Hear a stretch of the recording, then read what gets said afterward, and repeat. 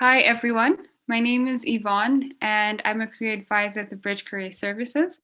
Welcome to the Bridge Me series, where we invite young people who are doing incredible things in Rwanda to speak to the youths in Rwanda, youths who are abroad, about career prospects, what they're doing, advice, connecting with each other, you name it. Today we're having Chris Irakoze. I won't go into details. He'll be introducing himself in a bit, but he is coming to us from Eza Neza, and he'll be speaking about agriculture. So anyone at UNL right now, I see UNL graduates actually with us today. Welcome to this Bridge Meet series. Chris, how are you? I'm good. I'm good. Thank you for having me today.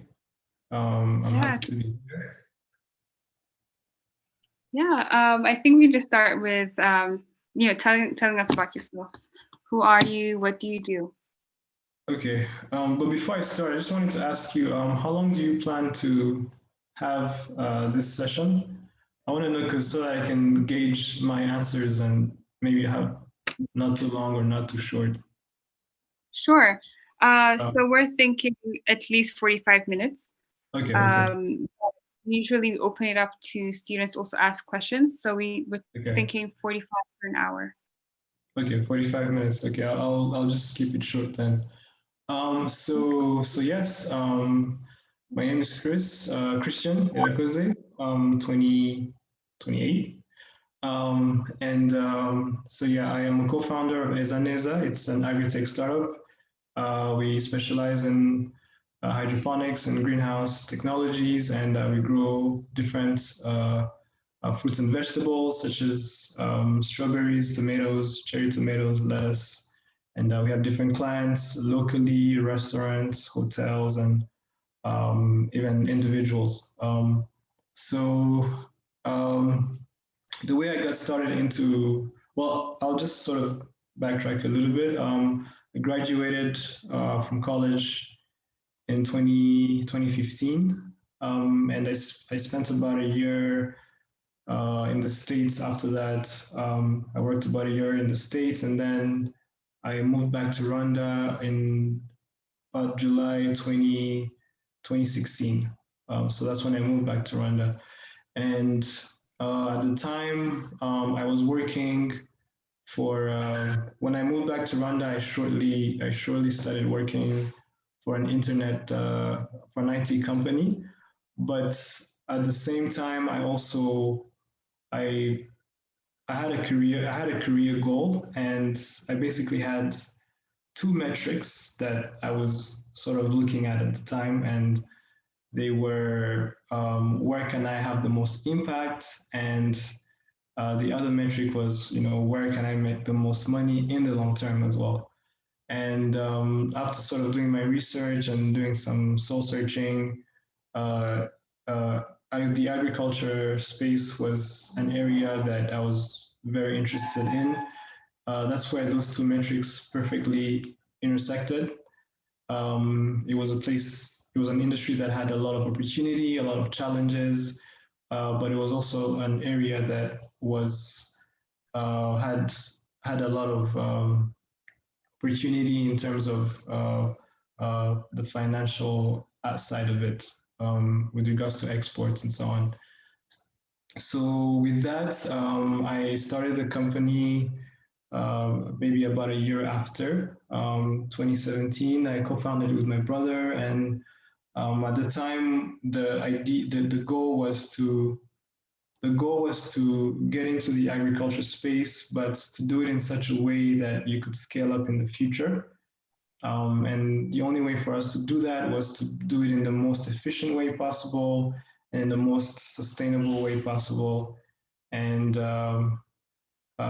given the challenges that we have already in the country, we felt like taking the technological side of things, greenhouse growing, hydroponics. We felt that that was the best avenue to go, and yeah, so that's how I got started, and yeah, it's been a fascinating journey ever since. Yeah, that's incredible. Especially just a year out of college. That's really impressive. Before I follow up with questions, I want to remind everybody that you can post your questions in the chat box. Let me know if you're having any issues, and I can help. You can just text me. But chat with us, send in your questions, make your comments, and we'll always go back to them at the end of at least the Q&A. Okay. So real quick, you just said you were working for an internet company. Are you still doing that right now with Eza Neza? No. I've been doing this full time for about almost 2 years now.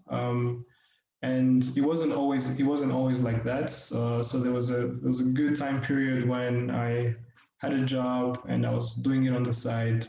But now this is totally what I'm focused on, and yeah, I'm not doing that anymore.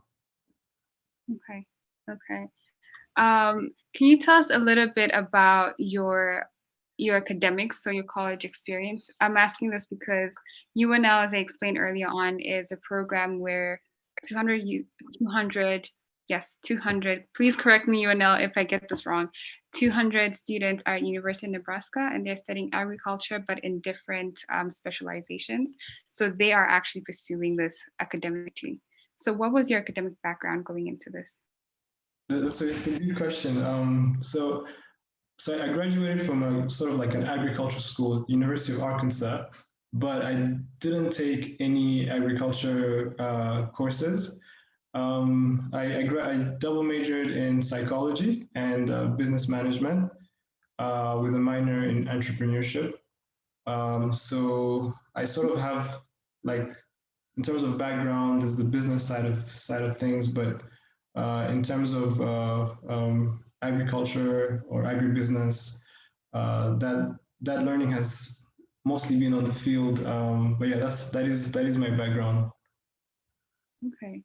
In that vein, are there skills or are there classes you wish you would have taken in college that would have helped you with Eza Neza? So weirdly enough, I do not, and that's because I took I took every class imaginable when I was in college. I was the guy that would take all the different like electives. I took classes in economics. I even took a quantum mechanics class. I took every single class. So I feel there's no class where I feel like, oh, I wish I'd done this. Maybe perhaps um, if I could go back, maybe I would choose to specialize a bit more. But even then, that would probably be on a graduate level. But I think I took all the classes. There's no class that jumps in that where I feel like I wish I could have taken. There's definitely things I wish I could have learned more, but those Mhm. are things that I can still learn even now. But and on many occasions, when something, especially in business, when you're handling such a diverse set of things, whether it's accounting, whether it's marketing, every now and then there's something that pops up, and I was like, oh, I learned this in school, or something of that sort. So there's no specific class that I wish I had taken. Uh, Maybe it's not very helpful for some of the graduates, but no. At least in my case, I was actually, an advice I can say is, if you can, just learn as much as possible. Have like a diverse background that will give you a good skill set, and it will also expose you to something you may be potentially very interested in. Okay. Actually, that said, I was going to ask this at the end, but is there advice? Do you have advice for people? Because we have freshmen and we have recent grads. I see someone posting in the questions section. What other advice do you have for people interested in agriculture? It depends. Are these graduates from the University of Nebraska? You said. Yes, but we have seniors, freshmen. Yeah. Okay. Well, one advice I can take for the freshmen. is not to necessarily put a lot of pressure on yourself in terms of figuring out the major that you wanna take. I would say to really try as many different things as possible, to have like a breadth of knowledge at the beginning, and then as soon as you figure out where you really want to focus on, then maybe you can go like deeper. But I'd recommend a breadth of knowledge as opposed to a depth of knowledge, at least at the very beginning. Now, for the ones that are about to graduate, I would definitely say in whatever field that they're in to think ahead in terms of their career, um, and think about some of the skills that they will need because uh, along the way they'll realize that some of the things that they learned in school, maybe they have the knowledge for that, but they don't necessarily have the skills for that. So if they can already start like working on, some certifications in whatever specific field that they want to get into, that would not only make them like job ready, but it will make them more attractive to their potential employer. So I'll definitely say for those who are about to graduate to do something of that nature. For those at the beginning, just try everything, and see what fits best with your skill or with your passion. Okay, thank you for the advice. Um, so I have a two-part question. One, what inspired you? What inspired you to go into agriculture? Is this something you've always been passionate about? And then two, so far you're a couple years in, what challenges have you faced? Okay. So I'm gonna start. I'll start with the first one. And because so the thing that inspired me again, I'll kind of go back to those metrics or those two questions that I asked myself when I came back to Rwanda, which was where can I have the most impact and where can I make the most money. Like agriculture was by far the sector where those two things were intersecting, and it's a field that has a tremendous opportunity because the value chain is so long. When you think of agriculture, automatically you may think of like farming, right? But there's so much more that goes into it. There's the logistics side of it, there's the processing, and the value chain is so long that there's so many areas that you can plug yourself into. But on going back to the Rwandan context, again, it was the area where there was so much room for growth because the way we're growing stuff now, we're not meeting our food necessities, and even in terms of like the export market, where we're not nowhere meeting that.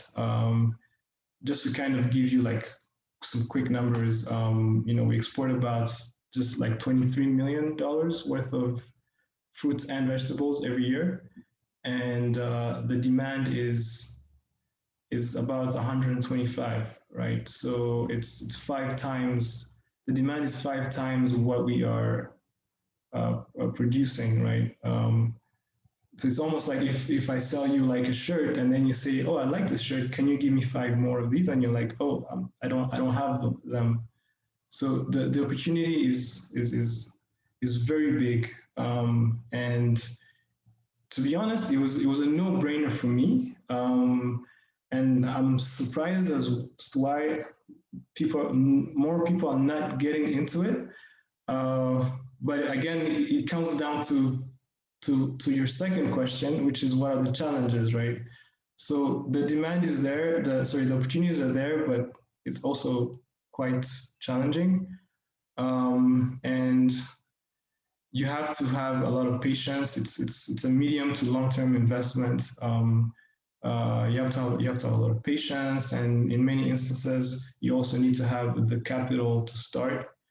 And that's what a lot of people, especially the youth, are. That's one of the challenges that they have. But specific to me now, I've had lots of challenges. I don't know if I can say all of them in this session, but so far, the challenge I have now is well, there's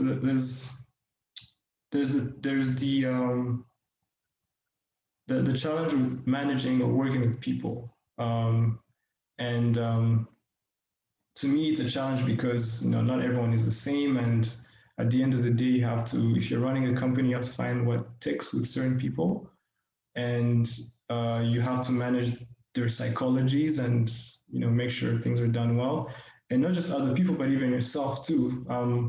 I struggle managing my psychology as well, right?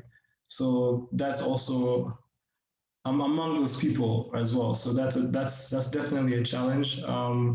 And there's also the technical challenge of having to figure out, how plants grow, having to sort of every day you're battling with Mother Nature because if you're growing a nice tomato or a strawberry, then it's gonna attract a lot of pests, and you have to fight those pests. So there's the everyday technical challenge, but then there's also the human challenge as well, and those two are the biggest so far. And yeah, those two are my biggest challenge at the moment. I haven't gone back to my past challenges, but at the moment, those are my biggest for sure. Okay. Okay. Thank you for sharing that. Speaking of challenges, especially technical challenges, what opportunities have you had here in Rwanda to keep learning and growing expertise? Or what do you do as an individual to just keep growing? So it's a good question. Well, first, I would say, to be honest, I'm a very curious person by nature. I mean, those who know me on the call will say the same. But so I'm always interested in learning something new and experimenting and kind of looking to the future.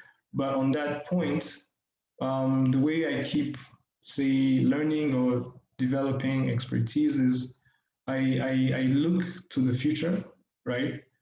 And what I mean by that is, so for example, where I am today, as a company, or the things that we're doing now, right? These are things that we planned to do, or uh, uh, struggled to make happen like 2 years ago, 3 years ago, right? So this is 3 years in the making, right? To somebody else, it might be something that's new or innovative, but let's say for me, this is something that I had envisioned many years ago. And interestingly enough, that's something that keeps driving me because you're looking to the future. Even now, there's things that I think about or that I'm working on that will materialize 2, 3 years from now. And even then, to somebody else, it will be something new, but to me, maybe old news. And the reason I say that is because when you're sort of doing things like when you just stick to the present, you kind of get swallowed up in the day to day and in the present moment, and you don't really think to the future. But when you think to the future, you sort of have like it keeps pushing you to learn and to discover, to experiment. So I would say that has definitely been something that has motivated me to keep developing or keep learning things that before I didn't know about, just kind of to keep looking to the future. If you do that, then definitely you'll start to make those investments now in terms of the learning and the development and the expertise. That's really good. So as I mentioned, there are 200 students, and I want to say about 70 graduates from UNL now. And there is a university in Rwanda, actually, Rika, which is focused on agriculture as well, a really great university. So at least human resource wise in agriculture, there have been big steps to grow the expertise. Are there other opportunities you wish you could see in Rwanda to build the sector and build the people who are passionate about agriculture? Yeah, totally, 100%. And um, I say that because I face a lot of challenges, and many times to overcome those challenges, it's sort of like it's tough, and sometimes it's tough because I don't have the infrastructure around to support or help. So you have to kind of figure things out on your own. But when you have that ecosystem of like experts or specialists or just people who are more and more involved, then it's easier to overcome those challenges. And I think that I really believe that eventually we're gonna see more and more of that. And one thing I can say, especially for those graduates, is I think I can I can definitely say that they picked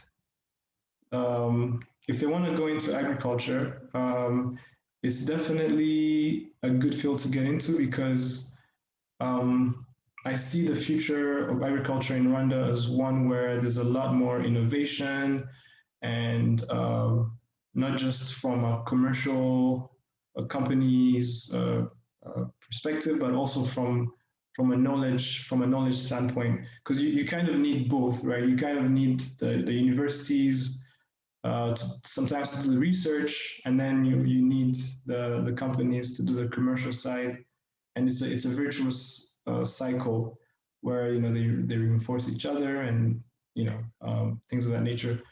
But it's not happening now, but I definitely see it happening in the future because, to be honest with you, there is no other way that there's no other path for us in terms of achieving some of the goals we have as a country uh, in terms of agriculture, whether it's local production or export. The only way we can do that is if we start to invest in the a lot in the human resource side of things, and also the commercial side of things as well. Okay. So I have one last question before I open it up to our guests. I know a couple of people have posted. Thank you for that. Please post your questions and any comments that you have at the moment. Um, so COVID has affected all of us. It's definitely changed the world as we know it. And I'm guessing it has affected you as an entrepreneur and someone doing agriculture. Please, can you talk about that? Yeah, so COVID was a challenge, not a very big one, but definitely a challenge. And it was mostly on two aspects. So first, the demand is lower with COVID. So the demand that you get drastically reduces. Uh, but also another thing that was a challenge was in terms of like logistics, especially in Rwanda, where every now and then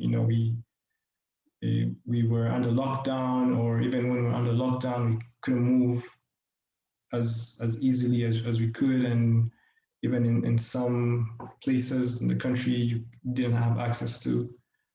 So that definitely affected the logistics, and when you're dealing with perishable products, time is a crucial thing. So whereas things took longer in terms of logistics, and that would also affect your production.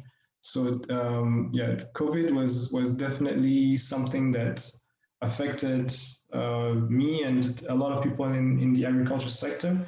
But one thing I can say, one good thing that I can say that came out of COVID, especially after the first lockdown, was after the first lockdown, I received a lot of calls from people who wanted to meet and talk about agriculture. They wanted to get into it, and it was interesting because after speaking to them, they always sort of had the same. Because I'd ask them like, why now? And they said, look, I realized that like during COVID, they realized that agriculture was one of the industries that that even if things were going terribly wrong, it was going to sort of keep running because at the end of the day, you have to eat. So it was a moment of reflection for them, and I think there was a it created a lot of potential agriculture entrepreneurs. So that I would say that was one good outcome of COVID. But yeah, other than that, yeah, it definitely affected. The demand went down and the logistics were more complicated. Well, thank you for sharing that. I know that's actually encouraging to hear that a lot of people took this on to meet the need that came with COVID. Um, I'm gonna quickly say, anyone can just unmute and even turn on their video if they want to and ask questions. In case there's a lull, I'll read the questions that you have posted. I know Rodney posted something. Rodney, would you like to interact directly with Chris?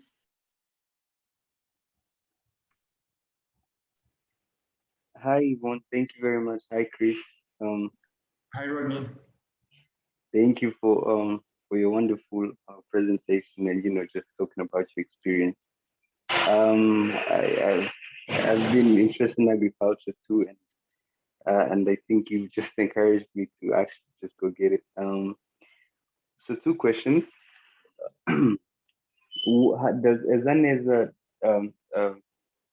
have you guys participated in the export business? And the other thing is basically, yeah. So basically, if you have, how does that go? I know Nayeb does that, but in my own personal experience, I haven't been able to reach anybody, who's actually been helpful. But and the other thing is, how do you? I don't know if you've done this. I don't think you did, but I work full time, and how do you sort of follow up on your agricultural activities if you are a full-time employee? Okay. Um, Thank you, Rodney, for those questions. They're actually quite good questions. So the first one, I think you asked if I've started getting into the export market. Is that correct? So I'll start with that one. So I have not yet got into the export market. I'm in the process of getting into the export market, but it's quite a big challenge, but it's a good challenge because with the export market, you need to. Uh, I'm sure either you already know or you will find out eventually. You need to have certain certifications for it, and you need to be GAP certified, depending on who your distributor is. And also another thing with the export market is you need to have the volume.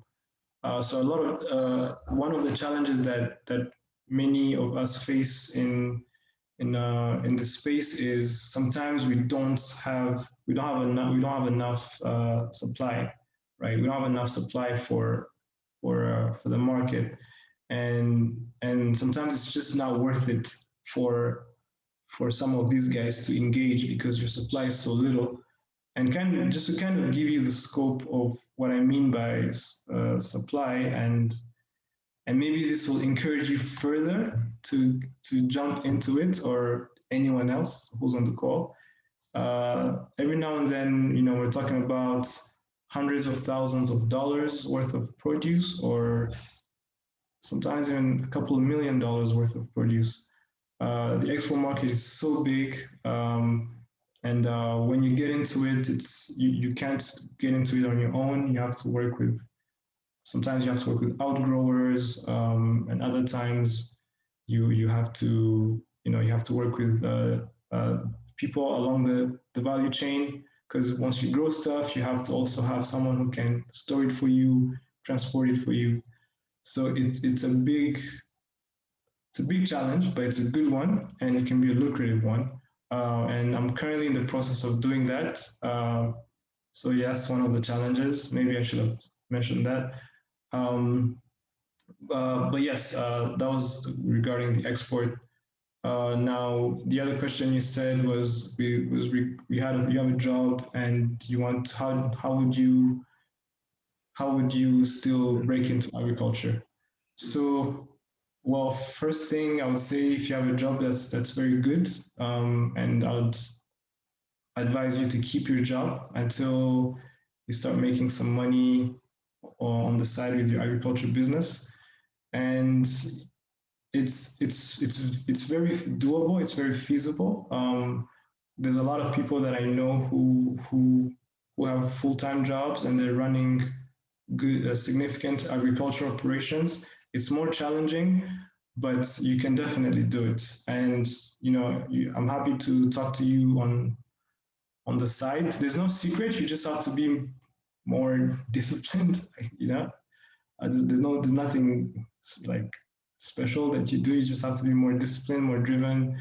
And maybe another thing I can say is you have to like focus on the small things, because as you get results, you'll get more motivated to keep doing your side stuff. Yeah, but you can definitely do it. You can talk to me on the side, and there's many other people you can talk to as well. So you're not the only one with that issue. It's very normal, and it's actually a good thing. Definitely keep your job if you can before jumping into agriculture.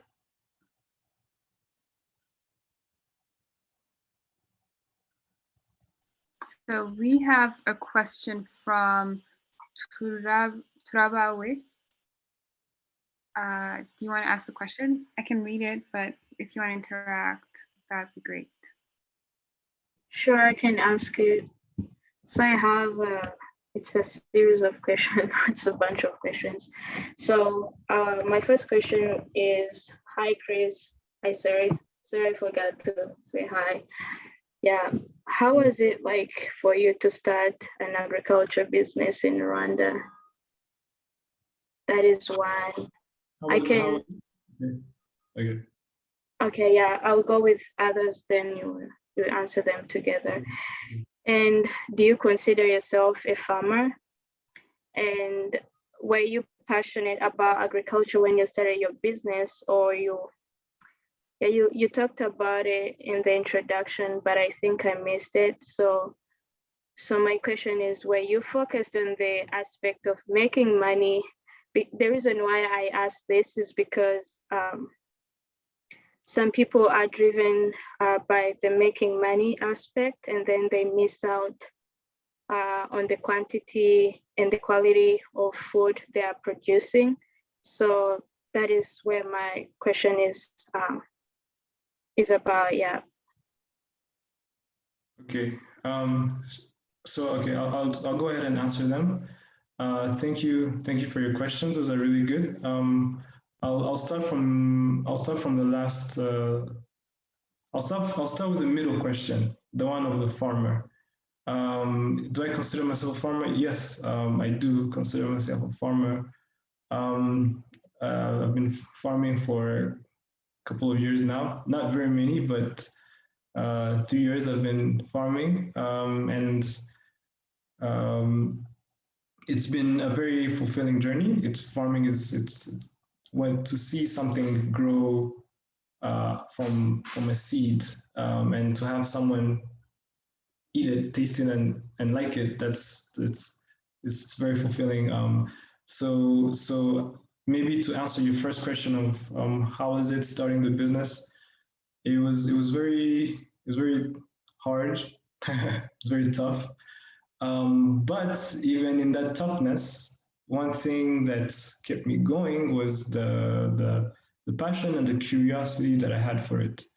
And it ties back to your last question, which you said, did I go in it for the money, right? I didn't go in it for the money. if I'd gone with it for the money, I'd have picked another career, definitely for sure. Because again, to kind of go back to the first thing I said, to me, it wasn't just about the money. It had to intersect with something else, right?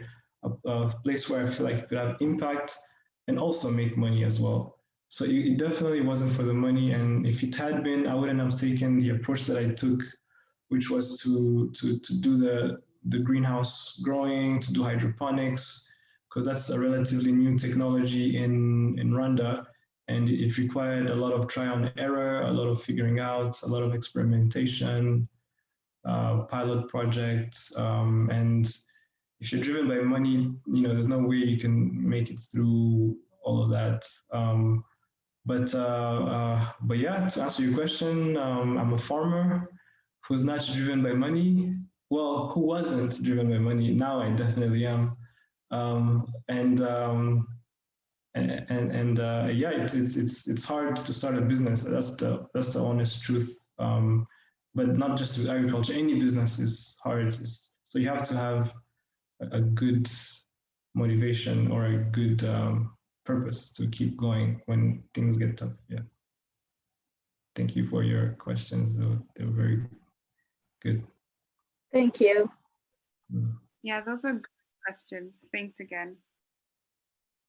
Karenzi Muganza, I see your hand up. You can unmute and ask your question.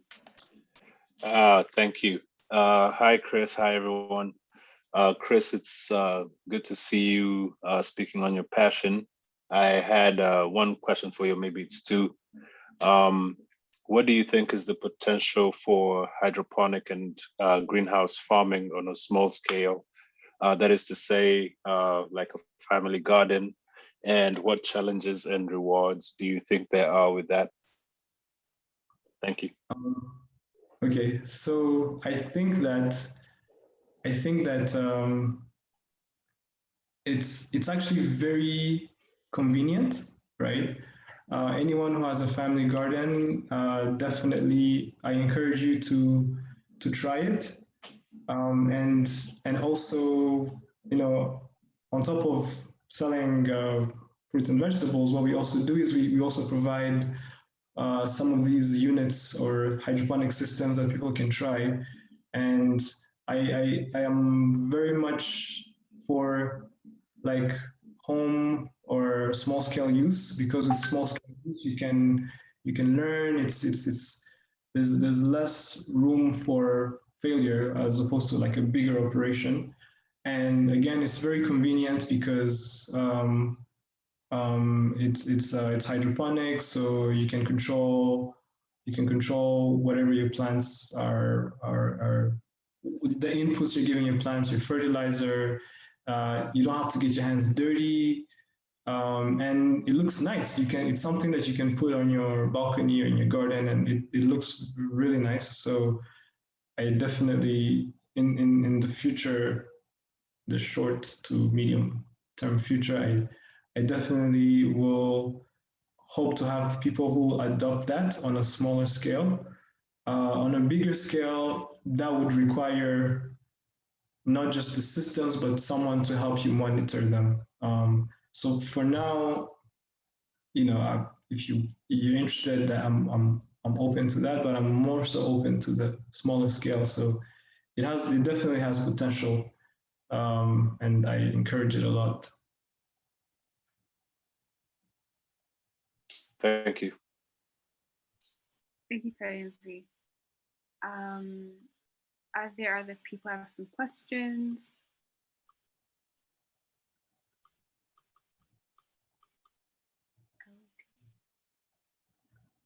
Well, in the meantime, I'll ask a follow-up question. So you've been doing this for a couple of years now. Have you found mentorship in the sector? Are there other younger people you've learned from, or actually who've done this for a longer period of time? What does the ecosystem of agriculture, people in agriculture, look like in Rwanda? So okay. So the ecosystem in Rwanda is very I would say nascent. So it's really just starting. I'm probably among one of the young people who are involved in it. Depending on what you consider young to be, but it's still very nascent. So the reason I say that is because I had to figure out a lot of things during my journey. There was not a lot of people I could kind of learn from because it's really just starting. So really, if you want to jump in, it's a great time actually. But obviously that's going to change because the more people get involved, and hopefully the more success stories you have, the more it inspires other people to jump into it as well. And it's then you can sort of have like an ecosystem where people are learning from each other. And I also have to thank you for this talk because this is one of the things that contributes to that. But in terms of like mentorship, I'm very, very lucky to work with really awesome people. And that's where I get a lot of my motivation or even mentorship from, right? Because like if you when you have a strong supporting cast, it really pushes you and it helps you move, kind of move forward. So most of the mentorship has been in that area, like the people that that I work with, and also other people as well.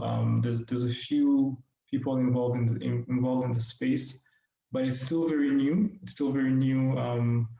So if you jump into it now, there's going to be a lot of times when you'll have to figure things out on your own, but there's also so much you can learn from other people.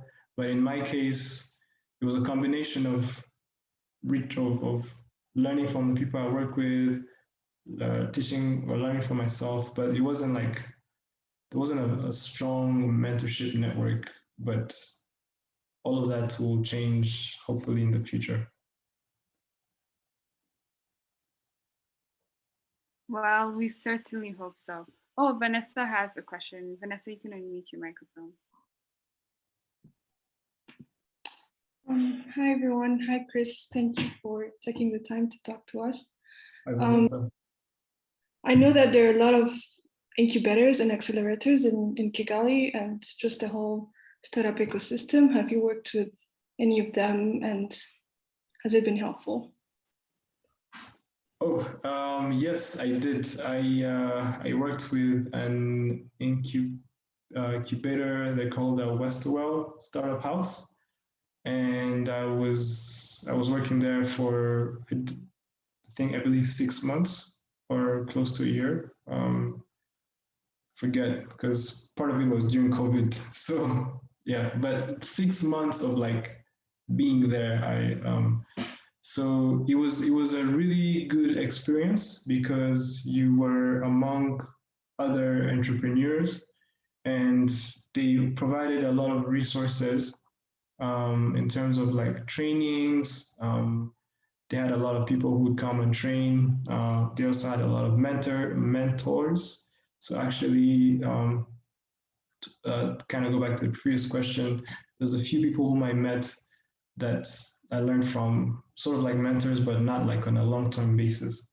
And also one thing that they provided was the visibility and the connections, because they did a lot of events, and when you do events, people they get together and there's sort of like serendipity, and then you network with this person and that person, and that's how you potentially land a deal, or that's how you get a client, or that's how you find a mentor. So they were very helpful in that regard, and I actually that's also one of the things I can encourage if there's anyone looking to get into entrepreneurship, to start with an incubator here in Rwanda. That will really be helpful for them. But yeah, I worked with Westerwell Startup House. I don't know how familiar you are with it, but they're a very good incubator here, and I encourage anyone else to approach them or to just use their space, their office space. Thank you. One additional question. Do those type of incubators provide funding, or do they even like expose you to investors? And what has been your journey in terms of attracting investors? So, okay, that's a good question. So with Westerwell, with Westerwell, they didn't provide funding directly. They obviously provided the resources, but they didn't provide any like cash investment. However, they did connect me to actually like 2 or 3 investors. I talked to 2 or 3. At the time, it wasn't the right fit, but I'm still in talks with them, in contact with them now. So that's also another thing that they do is because when investors come, that's sort of one of the places they look to. They say, oh, well, let's look at promising startups. So these incubators are usually, they have the data on this. So another big advantage is they could potentially connect you with a potential with an investor, depending on obviously on a lot of factors. But that's also something that they can do, and that's something that I have experienced. I've been connected to an investor through them. So yeah. Thank you. Thanks for the question. We can take one last question if anyone has one. Any last questions? Okay. Okay. So, Chris, thank you so much for being with us. As I mentioned, there are a lot of people who have a lot of questions. Actually, this is being recorded, so a number of, at least 200 people will see this afterwards, those who couldn't be here with us. So thank you for making the time. I'd like to just take this opportunity to let you make any final remarks, any advice, yeah, anything really. Thank you for having me. I'm always happy to talk about agriculture, and yeah, I enjoyed the conversations, and maybe what I'll end with is, I see, is that a question? Oh, yes. Anyway. Okay, you can finish your comments and then we can ask. Okay. Oh, okay. I'll just end with to anyone who's listening and wants to jump into agriculture, on any aspect of the value chain, whether it's growing, whether it's cold storage or transport, whatever.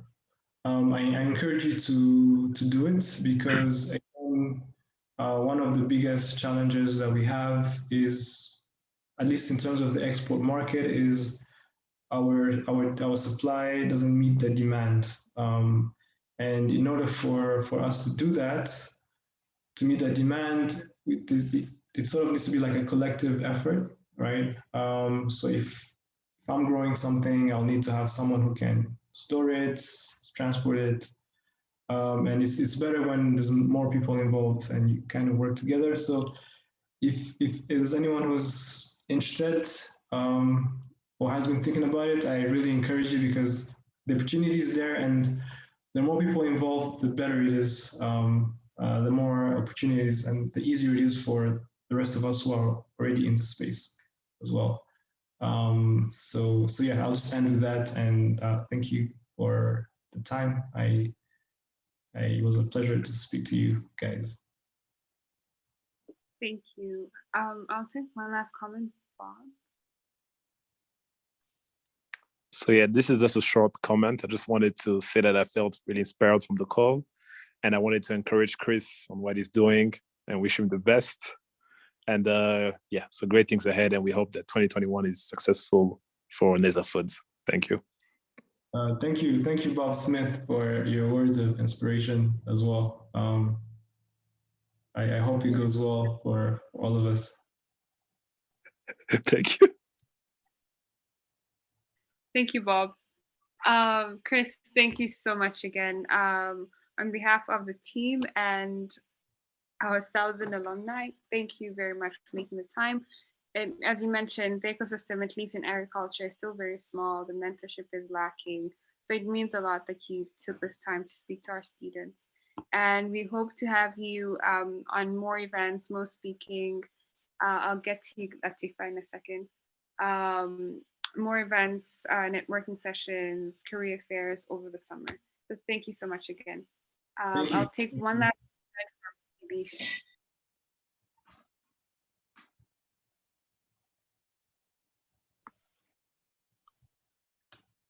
Bibish, you raised your hand.